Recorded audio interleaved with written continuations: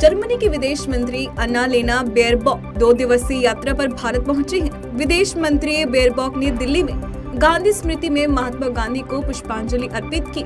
इसी बीच विदेश मंत्री डॉक्टर एस जयशंकर ने जर्मन विदेश मंत्री बेयरबॉक के साथ व्यापक प्रवासन और गतिशीलता साझेदारी के समझौते पर हस्ताक्षर किए। इस मौके पर एस जयशंकर ने कहा कि आज हमने अपने द्विपक्षीय संबंधों के अलावा प्रमुख अंतर्राष्ट्रीय मुद्दों पर विचारों का आदान प्रदान किया है, जिसमें यूक्रेन में संघर्ष, हिंद प्रशांत सामरिक स्थिति शामिल रही। साथ ही उन्होंने कहा कि हमारी रणनीतिक साझेदारी जो 2 दशकों से अधिक पुरानी है, वो वास्तव में अधिक राजनीतिक आदान प्रदान, निरंतर बढ़ते व्यापार और अधिक निवेश से मजबूत हुई है। गुजरात विधानसभा 2022 के दूसरे चरण का मतदान आज संपन्न हो गया। इस चरण में 14 जिलों की 93 विधानसभा सीटों पर वोट डाले गए, जिनमें अहमदाबाद, बड़ोदरा और गांधीनगर समेत 14 जिलों में मतदान हुआ। बता दें कि अब कुल 182 सीटों के लिए मतों की गणना 8 दिसंबर को होगी। सुप्रीम कोर्ट के जस्टिस M.R. शाह की अध्यक्षता वाली 2 जजों की बेंच ने दबाव, धोखे या लालच से धर्म परिवर्तन के खिलाफ कड़ा कानून बनाने की मांग पर सुनवाई करते हुए सख्त टिप्पणी की। सुप्रीम कोर्ट ने रुपए, भोजन या दवाई का लालच देकर धर्म परिवर्तन करवाने वालों को गलत बताते हुए जो गरीब और जरूरतमंद की मदद करना चाहता है जरूर करे, लेकिन इसका मकसद धर्म परिवर्तन करवाना नहीं हो सकता। बता दें कि पिछली सुनवाई में कोर्ट ने इस तरह से धर्म परिवर्तन को देश की सुरक्षा के लिए खतरा बताया था। सुप्रीम कोर्ट ने आज पंजाब सरकार को राज्य में अवैध शराब के बड़े पैमाने पर निर्माण और बिक्री पर फटकार लगाई है। Justice M.R. शाह ने कहा कि पंजाब में ड्रग्स और शराब की समस्या एक गंभीर मुद्दा है। कोर्ट ने सरकार से नाराजगी जताते हुए कहा कि पंजाब सरकार केवल FIR दर्ज कर रही है और आगे की कार्यवाही में कुछ नहीं कर रही है। कोर्ट ने राज्य में अवैध शराब के बड़े पैमाने पर निर्माण और बिक्री पर नाराजगी जताई है।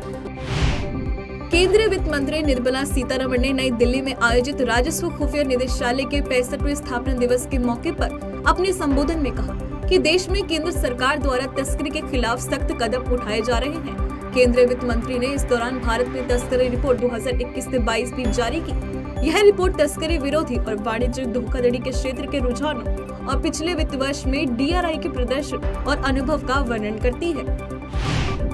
वामपंथी उग्रवादी के खिलाफ केंद्रीय रिजर्व पुलिस बल को बड़ी सफलता हाथ लगी है। 3 राज्यों में सुरक्षा बलों ने अलग अलग ऑपरेशन के दौरान 5 नक्सलियों को गिरफ्तार किया, जबकि 7 नक्सलियों ने आत्मसमर्पण कर दिया, जिसकी जानकारी CRPF द्वारा दी गई है। CRPF के प्रवक्ता ने बताया कि 5 नक्सलियों को पकड़ा गया और 7 ने 3 राज्यों में सुरक्षा बलों के सामने आत्मसमर्पण किया। जानकारी के अनुसार तेलंगाना में एक संयुक्त अभियान में CRPF और पुलिस की टुकड़ियों ने तेलंगाना के चेरला पुलिस चौकी के अंतर्गत आने वाले वन क्षेत्रों से 5 मिलिशिया को गिरफ्तार किया है।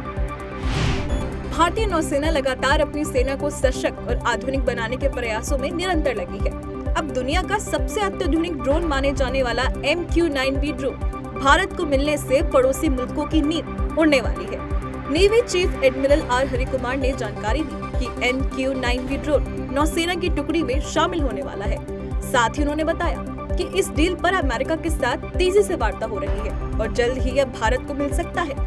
वहीं इस ड्रोन का इस्तेमाल मुख्य रूप से चीन सीमा और हिंद महासागर क्षेत्र में किया जाएगा, जिसके लिए नौसेना ने अमेरिका स्थित जनरल एटॉमिक से $3 अरब में 30 ड्रोन खरीदने का प्रस्ताव रखा है। बता दें कि इसी ड्रोन की मदद से अमेरिका ने अल-कायदा प्रमुख अल-जवाहिरी पर हेलफायर मिसाइल से हमला कर उसे मार गिराया था। चीन के वुहान लैब में काम कर चुके एक वैज्ञानिक एंड्रयू हफ ने अपनी नई किताब द ट्रुथ अबाउट वुहान में दावा किया कि कोविड-19 एक मानव निर्मित वायरस है जो चीन के लैब से निकला था। अमेरिका में रह रहे वैज्ञानिक एंड्रयू हफ ने अमेरिका पर भी आरोप लगाए हैं कि उसी से मिलने वाले फंड की वजह से चीन ने इतनी बड़ी लापरवाही बरती, जिससे पूरी मानवता पर संकट मंडराने लगा था। कहा जा रहा है कि अब ऐसे में सवालों के घेरे में विश्व स्वास्थ्य संगठन भी आ सकता है, जिस पर शुरू से ही चीन के दबाव में इसे वैश्विक महामारी घोषित करने में देर करने के आरोप लग रहे थे। उत्तर प्रदेश यूपी विधानसभा का शीतकालीन सत्र आज से शुरू हो चुका है। अनुपूरक बजट पेश करने को लेकर सोमवार सुबह मुख्यमंत्री आवास पर कैबिनेट बैठक हुई। योगी सरकार ने 2022 से 23 के लिए 33,700 करोड़ का अनुपूरक बजट पेश किया है।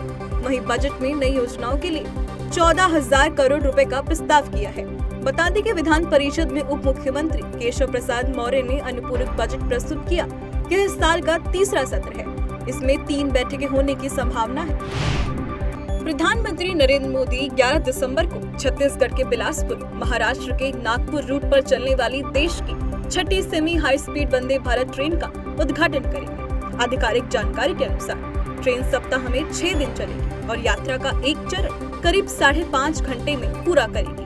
वहीं बिलासपुर नागपुर वंदे भारत ट्रेन का उद्घाटन प्रधानमंत्री नरेंद्र मोदी नागपुर में करेंगे।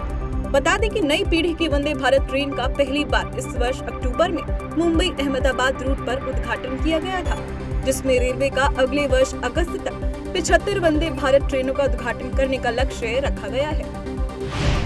कर्नाटक में शिवमोगा जिले के शिरालाकोपा शहर के कई हिस्सों में प्रतिबंधित पॉपुलर फ्रंट ऑफ इंडिया की सहायक छात्र शाखा CFI को लेकर पुलिस सतर्क हो गई है।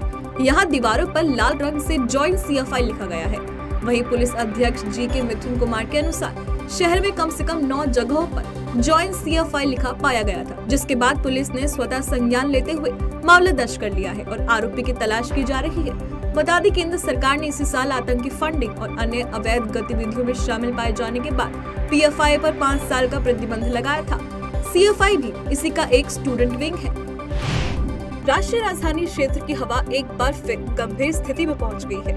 इसके चलते यहाँ तत्काल प्रभाव से ग्रिडेड रिस्पांस एक्शन प्लान यानी ग्रैप का तीसरा चरण लागू कर दिया गया है। गैर जरूरी निर्माण व तोड़फोड़ कार्यों को बंद करने के निर्देश दिए गए हैं।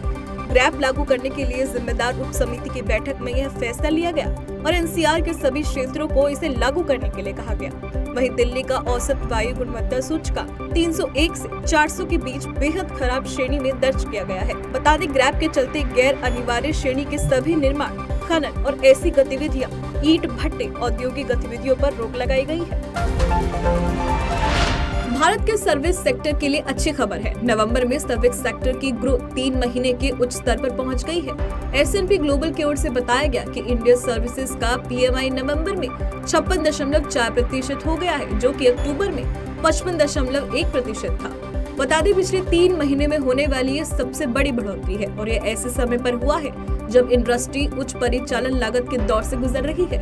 सर्वे में प्रतिभागियों की ओर से बताया गया कि मांग में तेजी, अच्छी मार्केटिंग और बिक्री में इजाफा होने के कारण यह संभव हुआ। वहीं S&P ग्लोबल की डायरेक्टर पोलियाना डी लीवा ने कहा कि भारतीय सेवा कंपनियों को मजबूत घरेलू मांग से फायदा मिल रहा है और इसकी मदद से उन्हें नए कारोबार को पाने और आउटपुट को बढ़ाने में मदद मिल रही है।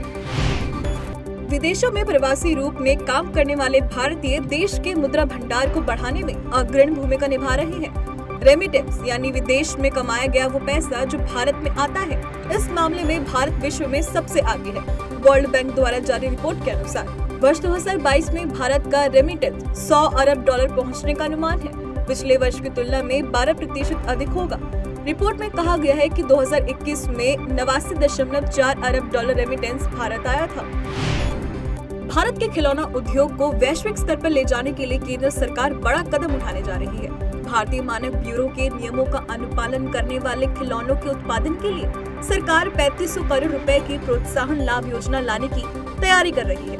इस योजना का लक्ष्य देश के घरेलू खिलौना उत्पादन को विश्व स्तर पर प्रतिस्पर्धी बनाना, निवेश आकर्षित करना और निर्यात बढ़ाना होगा। विश्व की सबसे बड़ी फुटबॉल प्रतियोगिता फीफा विश्व कप 2022 में बीती रात अल बयाद स्टेडियम में खेले गए राउंड 16 के मुकाबले ने रोमांचक मोड़ लिया। इस मैच में इंग्लैंड ने सेनेगल को 3-0 से हरा दिया। लगातार विश्व कप के क्वार्टर फाइनल में जगह बनाने वाली इंग्लैंड के लिए कप्तान हैरी केन, उप कप्तान जॉर्डन हेंडरसन और युवा फुटबॉलर स्टार बुकायो साका ने एक गोल लगाया।